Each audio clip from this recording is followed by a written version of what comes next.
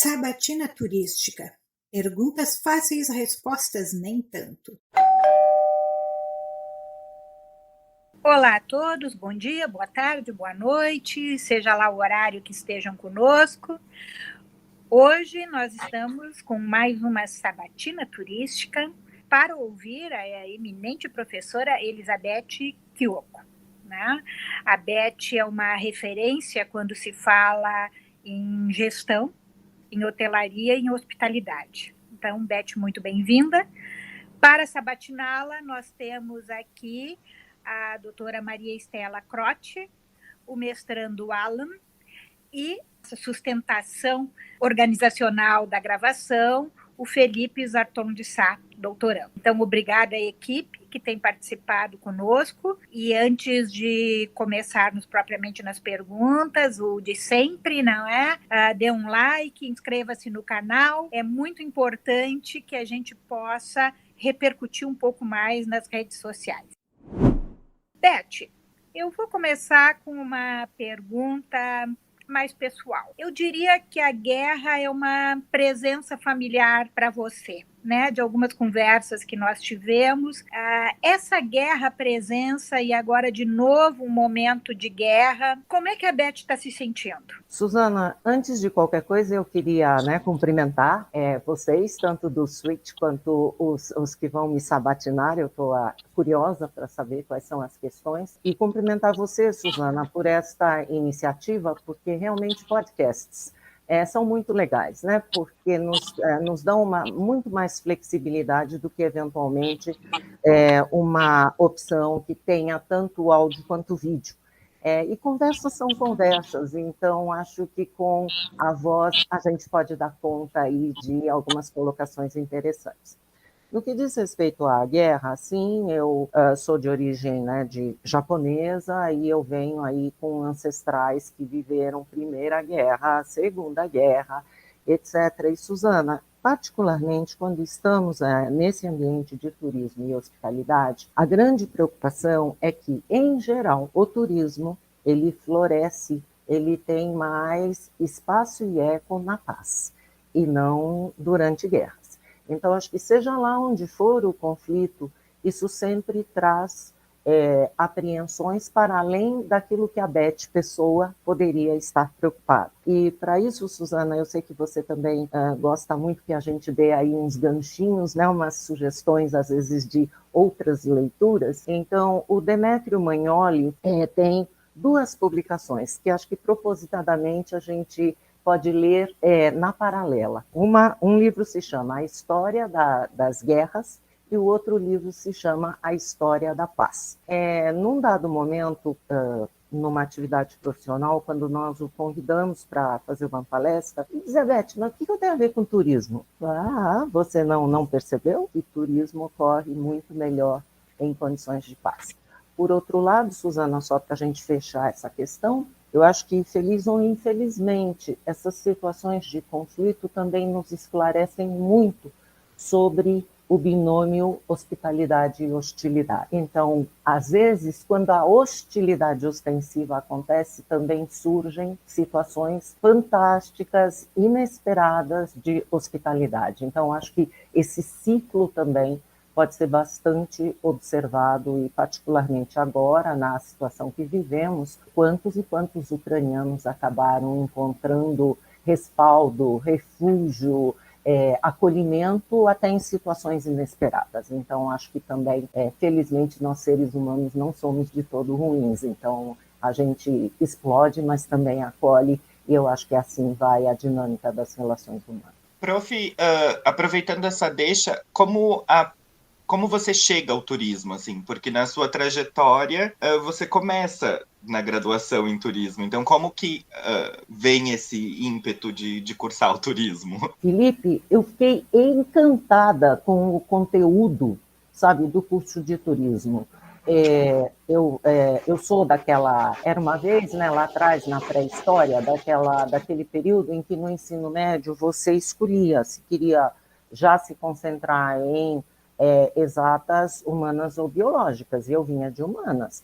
E realmente, no período em que eu cursei o curso de turismo, eu tive o privilégio, assim, de ter um ano inteiro de sociologia do lazer, sabe, história geral, história das artes, geografia, ou seja, essa área de humanidades, ela era, assim, a carga era muito intensa.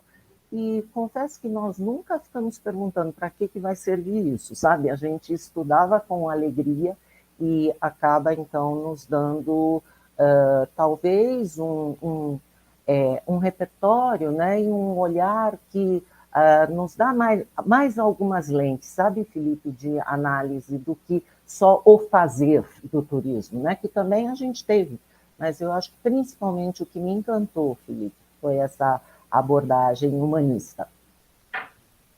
Beth, fazendo uma relação entre o turismo e a hospitalidade, como que você vê hoje a geração de conhecimento científico relacionando esses dois temas?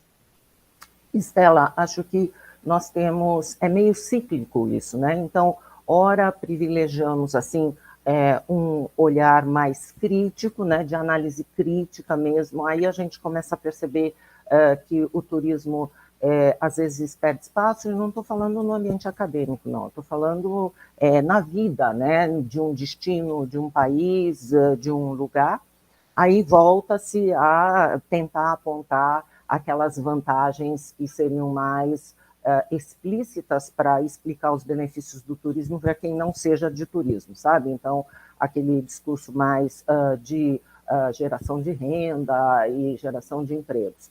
Aí, quando você tem o pleno emprego, daí você volta a ter a possibilidade de um olhar mais crítico, né? Dessa forma, Estela, nesse momento ficou difícil, né? Porque nós estamos num momento de muitas incertezas, todas de uma vez. Seja da relação social que se estabelece nessa saída, né, de um período de hibernar por mais de 2 anos das pessoas, essas incertezas, a guerra, enfim, uma instabilidade econômica.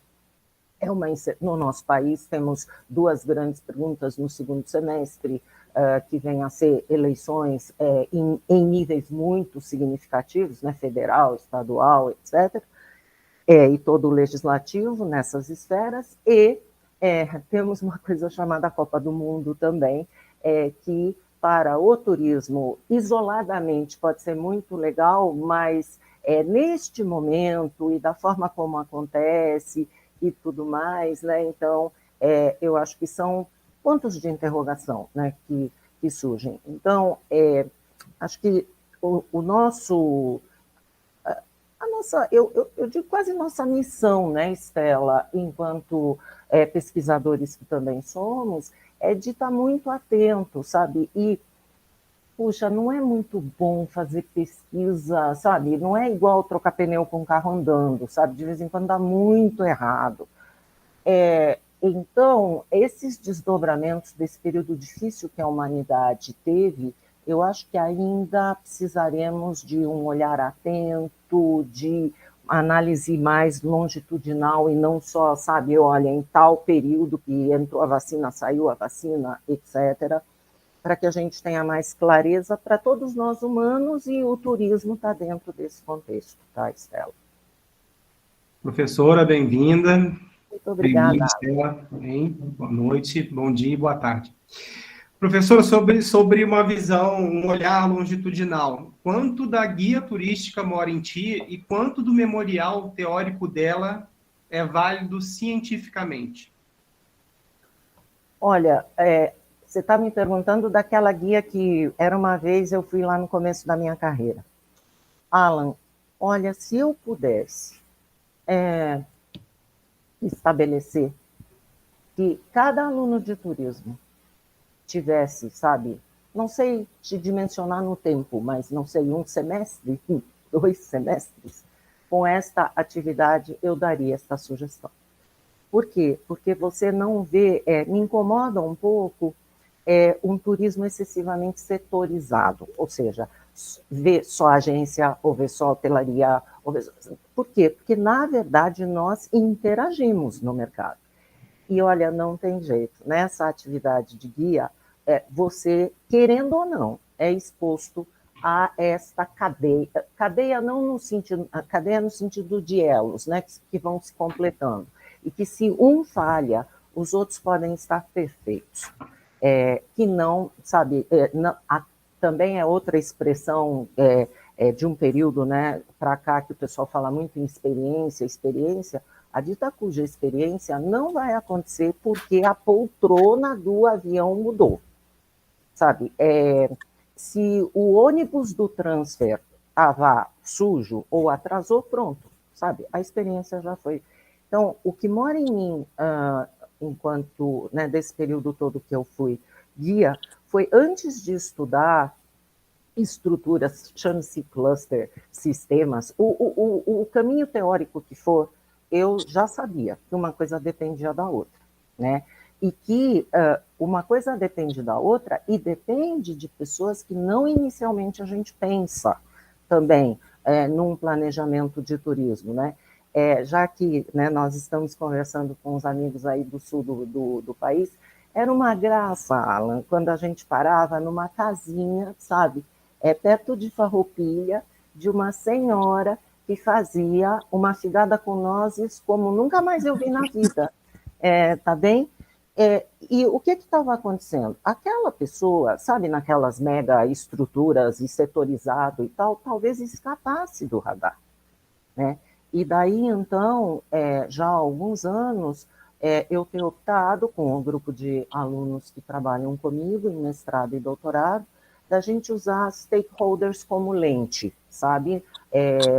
Por que lente? Porque dessa forma eu tenho chance, porque chamar de comunidade local também, às vezes, é um pouco amplo demais, né? Então, dessa comunidade local, quais são efetivamente... Aí o pessoal diz, mas são atores, não, porque às vezes a pessoa não tem ação nenhuma, só que ela está sendo impactada pelo tal do ônibus que, sabe, freou na frente, sabe, da criaçãozinha de animais, da pessoa assustou os bichos, e assim sucessivamente. Então, Alan, essa vida de guia me deu esta visão. E o quanto tudo isso vai, até certo ponto, ajuda ou atrapalha, né, num olhar... de novo, como eu sou uma pessoa só, eu não posso, assim, dizer meu lado direito é isso, meu lado esquerdo é aquilo. Eu sempre tive essa tentativa, né, e é uma constante tentativa, de nunca, em momento nenhum, desprezar a discussão teórica, um olhar crítico, e, na contrapartida, saber procurar meios para dizer, bom, mas por que eu estou fazendo isso também? Por que eu estou falando isso? Por que eu estou escrevendo isso, né? Serve efetivamente para quê? Por quê? De repente uma ideia, de repente é uma métrica, de repente é um método que pode ser replicado, enfim. Então, eu sim, nesse sentido, talvez às vezes eu exagere nisso, sabe, nessa tentativa de aplicar, mas eu gosto de pensar que para além dos muros da universidade. Tá? Beth, há uma das suas facetas que ultimamente tem me parecido meio apagada, ou meio acinzentada, digamos assim, que é a tua grande relação com os eventos. Como tu falasses de Copa do Mundo, não é? E tu já tivesse, não sei se tem, eu não vi ultimamente uma produção da Beth mais sobre eventos, né? Não tenho visto, pode ser erro meu. Mas, inclusive, a tua militância em associações internacionais, né? dessa questão dos eventos. Onde anda o evento para ti hoje? Né? Na tua trajetória acadêmica, digamos, na tua praxis, e no que tu está vendo nesse mercado de evento. Para onde ele... São muitas perguntas numa só, mas vamos lá.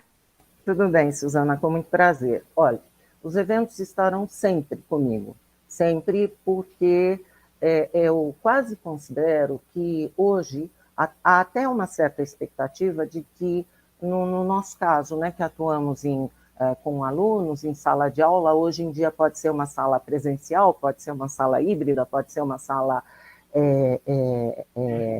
digital, à distância, mas as aulas, já há algum tempo, eu acho que elas passam de uma cátedra, de uma fala, né, meio unilateral para mini-eventos, até considerando a geração que cursa, né, a graduação. Eu gosto muito da graduação também, então eu acabo lidando, né, com nossos mestrandos e doutorandos, mas também com esse público de 17, 18, 19 anos, né? Acho muito engraçado quando os colegas de gastronomia tiveram que passar o curso de enologia para os últimos semestres, porque você não pode dar vinho para menor de idade, né? Quando eles entram na faculdade.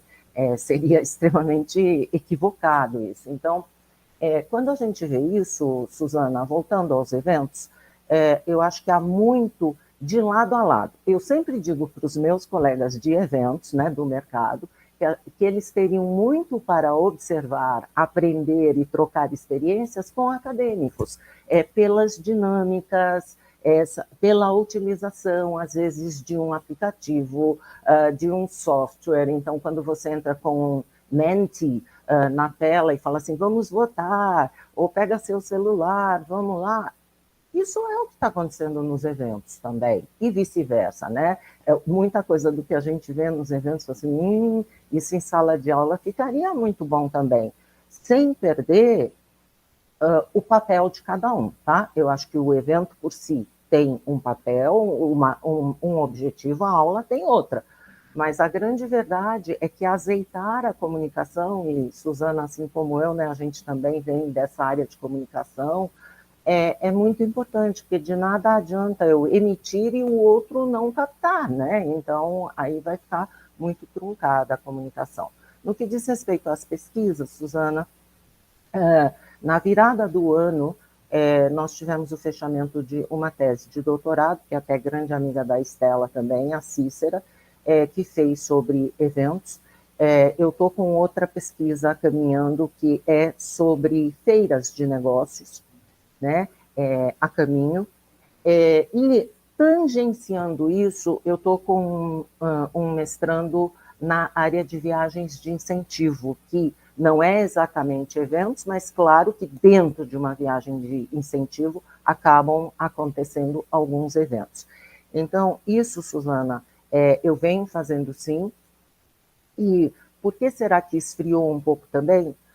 Suzana, se teve uma coisa que não aconteceu de forma muito natural, foram eventos durante 2 anos. Então, agora é que a gente tem a expectativa de uma retomada, porque eu acho que muita gente teve super boa vontade, sabe, de passar eventos para online e tal, mas não era uma proposta para valer, digamos assim, né? Era uma tentativa de solucionar um problema momentâneo. Alguns assumiram agora que não, os eventos têm que ser híbridos e tudo mais, e outra.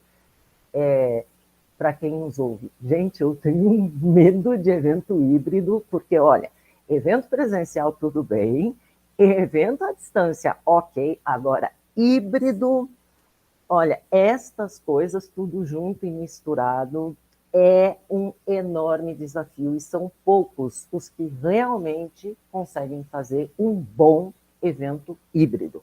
Porque evento híbrido, para mim, é aquele que o que está à distância está assistindo a mesma coisa que o presencial e vice-versa, né, em igualdade de condições, e não assim, um pedaço da agenda é à distância, outro pedaço é presencial e, portanto, virou híbrido, tá? Eu acho que não.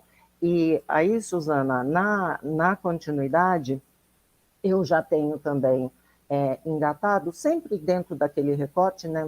Vocês sabem, eu estudo mobilidade corporativa, então é muito associado às questões de pessoas jurídicas, né? Uma das coisas que tem me encantado, 2 coisas, Suzana, que tem me encantado e que eu vou dar continuidade nas pesquisas, Primeiro, graças a Deus, finalmente, a questão, chame-se ESG, sabe, responsabilidade social, o rótulo em si, mas a área de eventos volta pós-pandemia, acho que muito mais sensível e muito mais consciente, sabe, a essa história de que não é para chegar num destino, vai para o centro de convenções, saiu do centro de convenções, quer logo passar bem, quais são, sabe, qual é o impacto efetivo social, para além do econômico, sabe, a questão ambiental, o que está acontecendo. Também confesso que não aguento mais ganhar sacola feita de banner reciclado de eventos. Eu acho que o pessoal começou a fazer uns modelitos assim, muito pequenininhos e engessados, e agora a coisa volta, talvez o pessoal das ONGs percebendo que em eventos tem muita gente, então certas iniciativas poderiam ser tomadas em aliança com as pessoas dos eventos, né? Então eu participei de uma montagem de mãozinhas mecânicas que a ONG levaria, sabe, 2 meses para obter o mesmo número feito de mãozinhas, sabe, de reunir as pessoas numa sala por 3 horas. E outra coisa que tem me encantado, Suzana, é metaverso. Olha que eu sou escaldada com essa história do Second Life. Eu também tive que ouvir muita palestra de Second Life, comparar com a população de vários planetas do mundo e, de repente, pluft, né? Não sei, foi parar no buraco negro do universo, o Second Life. Mas essa história do metaverso, com Estela a gente tem batido uma bolinha aí para desenvolvermos algumas coisas, realmente agora, e o agora talvez esteja associado, né, com a internet mais rápida, com algumas questões, talvez lá no Second Life ainda, né, não estava preparado para isso, mas olha, Suzana e amigos aqui desse podcast, eu acho que o turismo vai ter muita coisa interessante acontecendo nessa situação do metaverso, e eu acho que está na hora da gente ter um olhar, sabe, assim, mais curioso e cuidadoso, né, para que também não vire mais um rótulo aí que todo mundo fala e ninguém sabe direito o que está fazendo. Então, Suzana, isso o que também está me fazendo, e para eventos, essa história do metaverso já entrou, 4 dos eventos profissionais que eu participei neste ano, nos 4 houve apresentações sobre metaverso. Então, é um tópico, né, atual. Beth, eu quero trazer um pouco esse contexto que você falou aí no final da sua resposta em relação à tecnologia e localizar isso na sua experiência na hotelaria, que é vasta e muito importante. Fala-se muito da experiência, você mesmo mencionou numa resposta anterior. A experiência, ela é um conceito vigente ainda nesse contexto e precisamos olhar para alguma coisa diferente, com uma outra perspectiva, e como isso se relaciona a toda a tecnologia que está fazendo parte das relações nesse setor.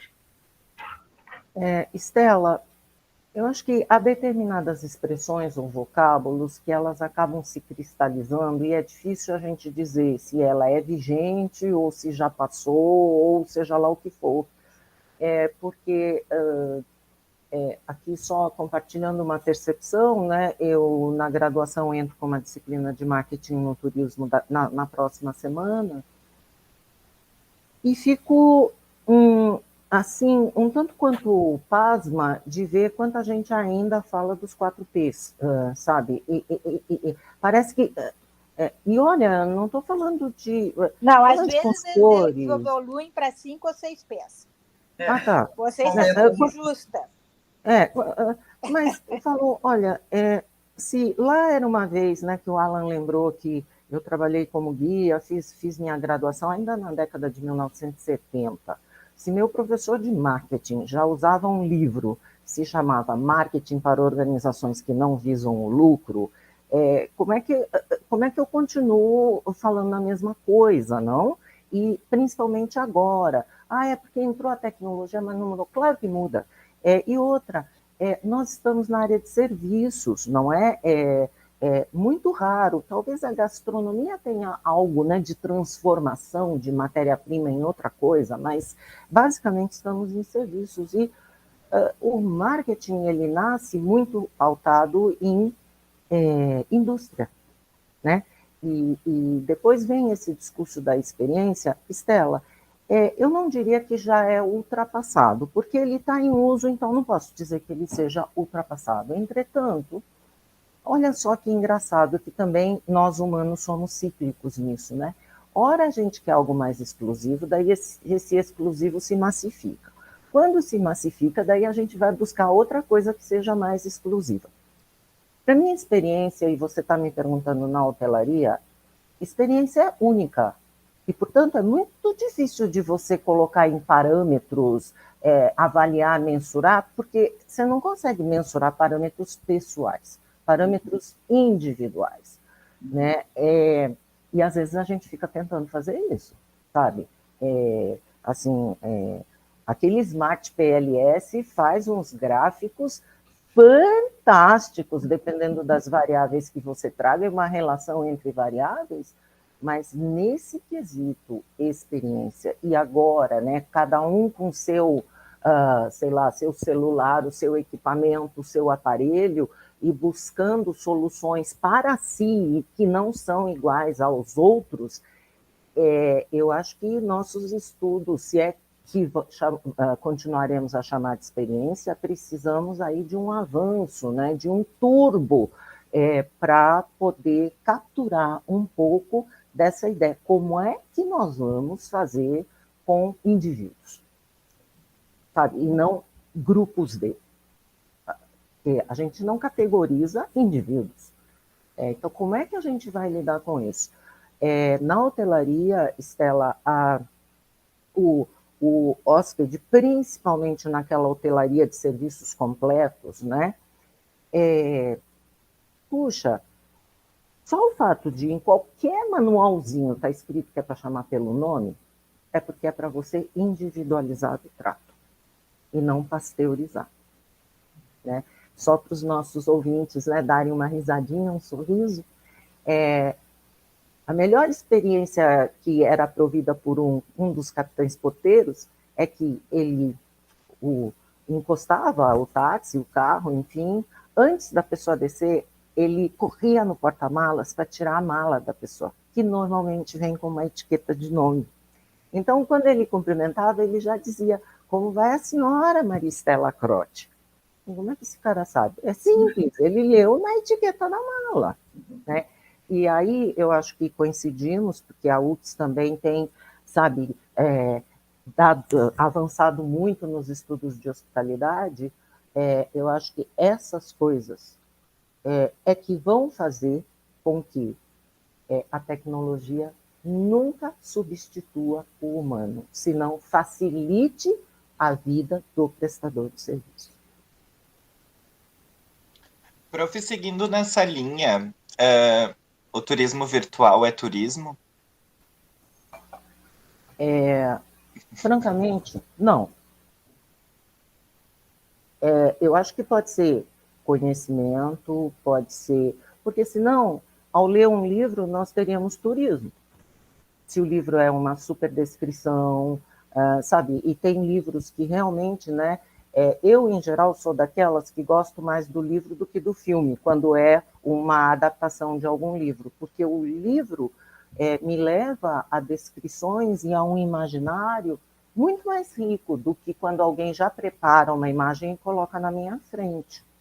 Então, nós teríamos, não sei, quando o rádio era dominante, então a pessoa fazendo uma... E nós nunca chamamos estas outras formas de comunicação de turismo. Então, pode ser um belo ponto de partida para que depois a pessoa tome a decisão de ir pessoalmente, de conhecer, de fazer uma seleção prévia. Mas daí a dizer, olha, eu conheci a Amazônia porque eu fiz um tour virtual, com toda a tecnologia também, Felipe, eu não estou falando só de assistir um vídeo simples, pode ser com realidade virtual. Pois eu ia perguntar se isso vale para o metaverso. Vale para o metaverso, Suzana. Eu estou vendo o metaverso muito mais num sentido de ser mais uma porta que leve a um deslocamento real da pessoa, tá bem? Porque o meu avatar, por mais que seja interessante, por mais que eu obtenha informações, eu acho que ainda estamos longe de sentir frio ou calor, aromas, sensações, até o chacoalhar de um jipe em Lençóis Maranhenses, sabe? Acho que a gente pode tentar mimetizar tudo isso e dar um pouco mais de emoção para esta etapa pré-viagem. Mas, como para mim o turismo inclui também a viagem e, eventualmente, o pós-viagem, eu diria que, quando muito, Felipe vai apoiar uma etapa que talvez seja de pré-viagem. E outra etapa que talvez seja de durante e pós, para aqueles que produzem conteúdo, né? Que, eventualmente, ao longo do seu percurso, a gente está vendo aí a família Schirman com esse projeto, né? Então, mostrando aí a sua viagem. A gente ouviu falar da menina Klink, da Tamara Klink, que chama a gente de Sardinha, né? Porque a embarcação dela se chama Sardinha, então, de dizer o cardume de sardinhas que me acompanhou. Então, pode ser uma postagem assim, mas eu não me sinto turista ao assistir a possibilidade de uma visita a algum atrativo, a algum destino. Eu acho que, de novo, essa vai ser uma prerrogativa humana, humano com humano, sabe? Da viagem propriamente dita.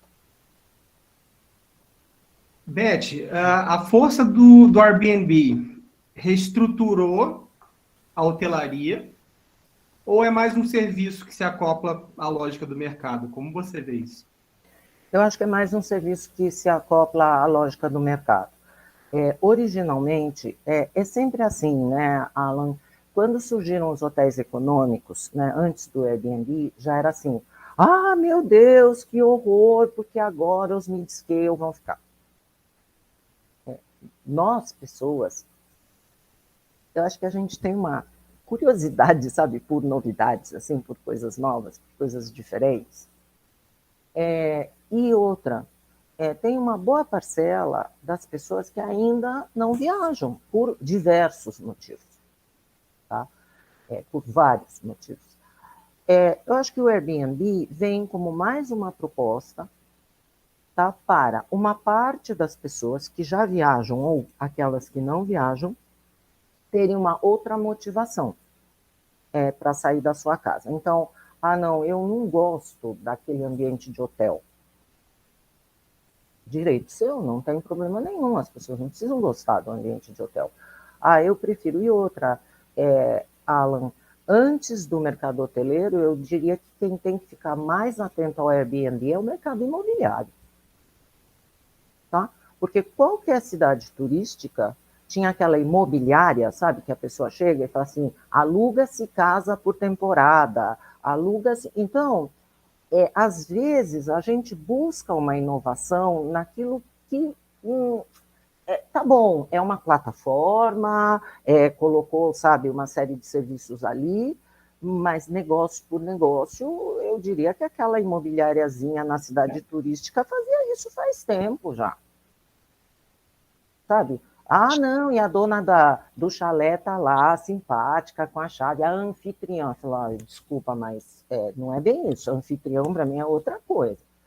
E no propósito original do Airbnb, ou do Couchsurfing, até mais do que o Airbnb, eu diria que sim, porque você segregava um espaço dentro do seu próprio domicílio, e a pessoa, então, ia lá e tinha o tal do convívio com as pessoas locais. Agora, desculpa, para mim não difere muito de uma locação de um imóvel por um curto período. Bem, o nosso tempo, o nosso relógio está correndo, então eu passaria para a Estela, para o Alan e para o Felipe para as intervenções finais, pelo menos nesse momento. Beth, quais são os seus planos na hospitalidade? Estela, eu tenho duas coisas que começam com meta, que estão me intrigando agora. Além do metaverso, que eu já mencionei, eu estou bastante atenta à questão, a bola levantada pelo Lugosi, né, pelo Peter Lugosi, de meta-hospitalidade. Ou seja, já que é uma relação humana, acho perfeitamente cabível que a gente passe a tentar entender essa troca de papéis que vão acontecendo nas relações, né? Então, eu estou muito feliz porque o Eduardo Buchla, que está desenvolvendo essa pesquisa com viagens de incentivo, uma das proposições é justamente sobre a meta-hospitalidade, que acontece no convívio de um grupo em viagem. Então, a partir de quando a gente pode considerar isso, né? Porque também não queremos banalizar a meta-hospitalidade. Mas eu estou, sim, muito atenta a isso e associe-se, né, a isso as colocações da Aristarkova, da Irina Aristarkova, que quem me conhece sabe, é uma autora que eu gosto bastante, também que dá umas cutucadinhas na gente. E, claro, toda essa questão tecnologia, humano, relações humanas incrementadas pela tecnologia e assim sucessivamente, e que nesse momento no contexto do metaverso, mas poderia ser qualquer outro, porque eu sempre tive encantamento por realidade aumentada, realidade virtual, realidade, uma série de coisas, que eu acho que também são formas de inclusão, né?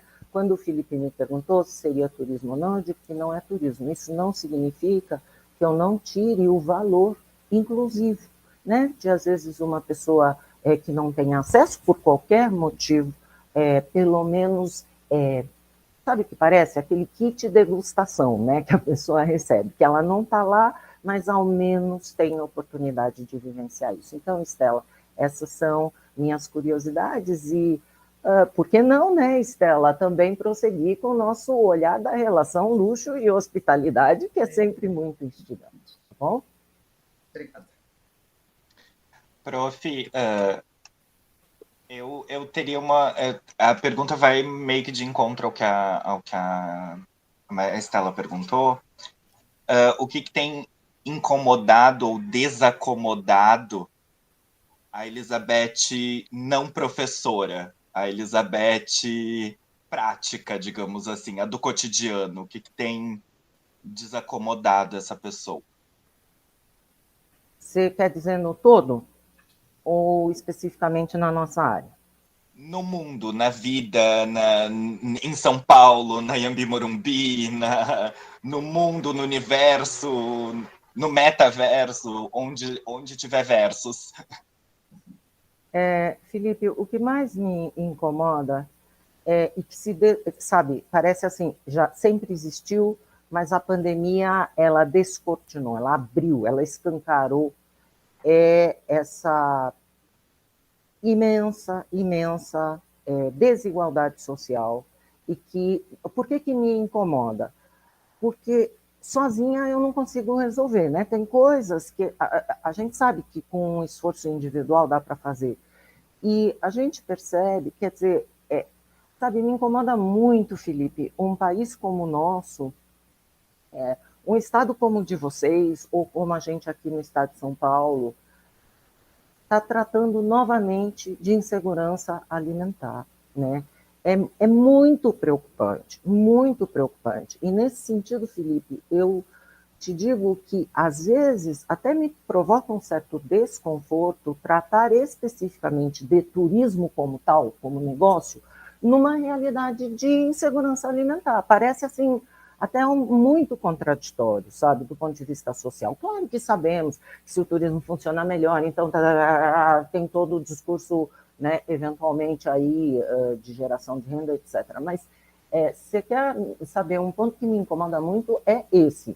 E outra coisa que também se descortinou com esse hibernar de mais de 2 anos, né, quase do planeta todo, é a lentidão com que os serviços estão se recuperando. Pessoal, na Europa, as malas ficarem paradas, sabe, em algum lugar e não ir para a esteira, porque mala tem rodinha, mas ainda não anda sozinha para pular na esteira, ou filas e filas e filas, sabe, aí sim, mais na nossa área, né, Felipe, me preocupa muito, sabe, por quê?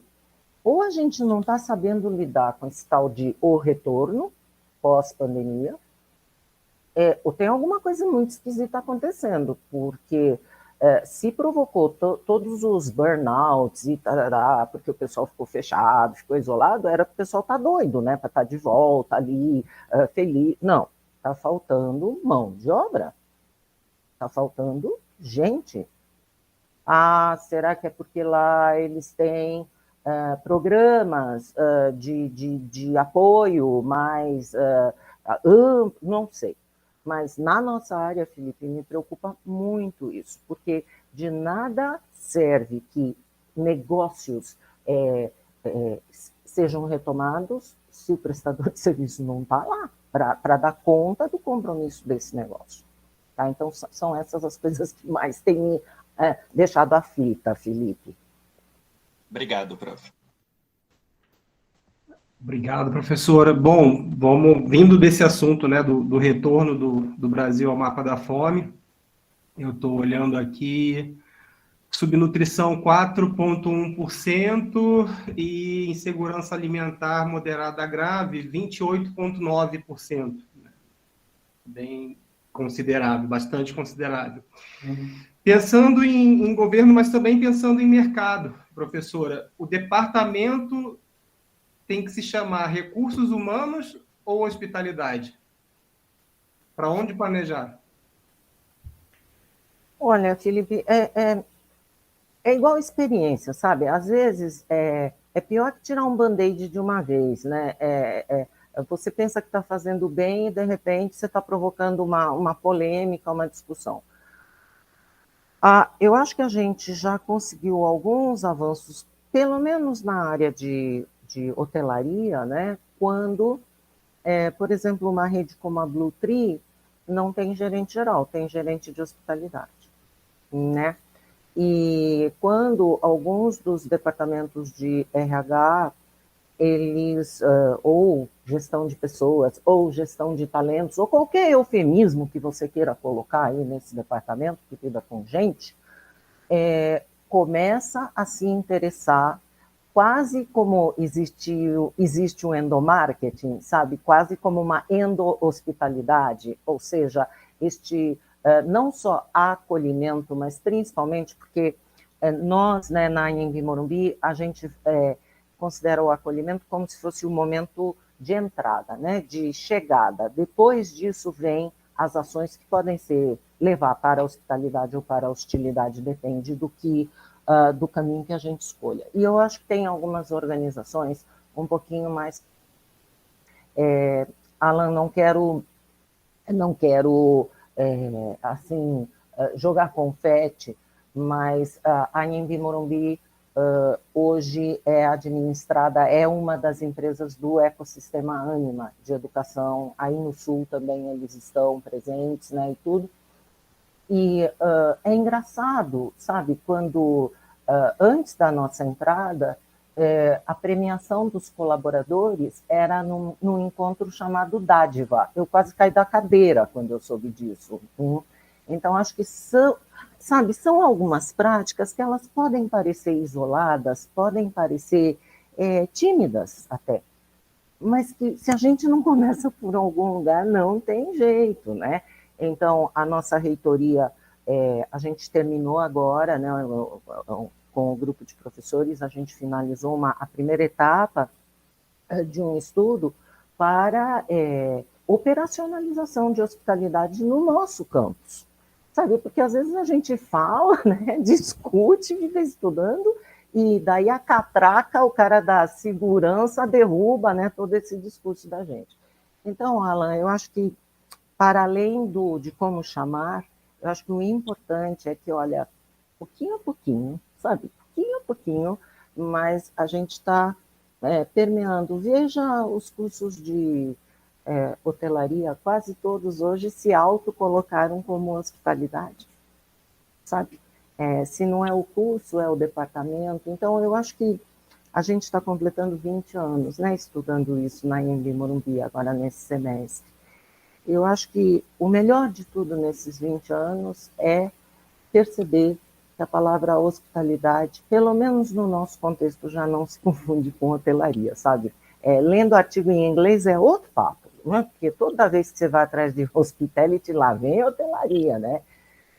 Mas eu acho que no nosso contexto, com vocês na UFS, a Univale também está estudando, a gente também, então eu acho que nossos esforços não têm sido em vão, sabe, Alan? Me dá alegria em perceber esses avanços. Bem, excelente. Descobrimos uma nova faceta da Beativada, a utópica, né? E é muito bom, eu sou fã número 1 da utopia, eu acho que fora da utopia não tem salvação, temos que ser utópicos, né? Então, infelizmente, o relógio ruge, né, e nos corta, então eu quero agradecer muito a Beth, a Estela, ao Alan e ao Felipe por esse momento tão especial que nós tivemos agora. Antes de encerrar, então repito que a produção me cobra depois, né? Inscreva-se no canal, ative o sininho, compartilhe, porque nós temos que fazer o turismo e hospitalidades também acontecer mais nas redes sociais, não é? Então não é um pedido, digamos assim, para nós da Sabatina, é um pedido para a área, né? A área tem que reverberar e se preparar para o metaverso. Então, gente, muito obrigada e até a próxima.